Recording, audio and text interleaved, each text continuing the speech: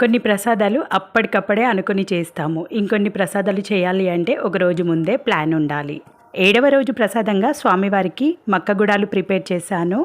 తెలంగాణలో అయితే వీటిని మక్కలంటారు, మామూలుగా అయితే మొక్కజొన్న గింజలంటారు. ఇవి సూపర్ మార్కెట్లో మనకు అవైలబుల్గా ఉంటాయి. పోటు పెట్టిన మక్కలతో చేశారంటే తొందరగా ఉడికిపోతాయి. వీటి కోసం నేను నైటే వీటిని నానబెట్టుకున్నాను.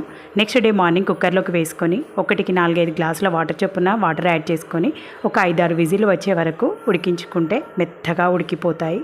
వీడియోలో చూపిస్తున్నట్టుగా మెత్తగా ఉడికిపోవాలి. మెత్తగా ఉడికితేనే టేస్ట్ కూడా చాలా బాగుంటాయి. ఇప్పుడు ఈ ఉడికిన మొక్కజొన్నల్ని ఒక చిల్లుల గిన్నెలోకి తీసుకొని పైనుండి చల్లటి వాటర్ వేసుకుంటే ఒకదానికొకటి అతుక్కోకుండా ఉంటాయి.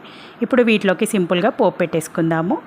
ప్యాన్లోకి కొద్దిగా ఆయిల్ వేసుకొని ఆయిల్ హీట్ ఎక్కిన తర్వాత ఆవాలు, జీలకర్ర, శనగపప్పు, పల్లీలు, కరివేపాకు, ఎండుమిర్చి, సన్నగా తరిగిన ఉల్లిపాయ ముక్కలు, కచ్చపచ్చగా దంచిన వెల్లుల్లి రెబ్బలు కూడా వేసేసి కాస్త పసుపు కూడా వేసి అలా టాస్ చేసుకోవాలి.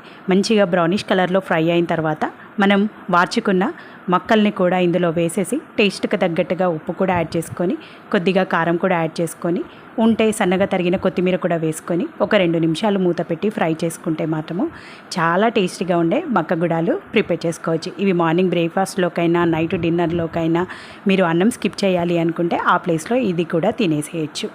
మామూలుగా శనగలు, బొబ్బర్లు వేసుకుంటే ఎక్కువగా గ్యాస్ ప్రాబ్లం ఉంటుంది. ఇవైతే ఎంత తిన్నా కూడా ఈజీగా అరుగుతాయి. హెల్త్కి కూడా చాలా మంచిది.